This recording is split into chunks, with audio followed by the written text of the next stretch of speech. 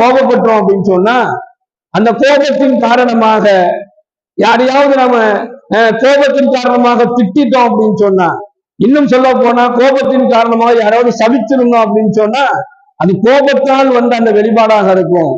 இதையும் நம்ம அல்லாஹ்ட்ட கேட்கணும். நான் கோபத்துல பேசியிருப்பேன், நான் கோபத்துல சபிச்சிருப்பேன், நான் கோபத்துல திட்டிருப்பேன், யா அல்லாஹ் அதை கொண்டு அவரை நீ தண்டிச்சிடாத.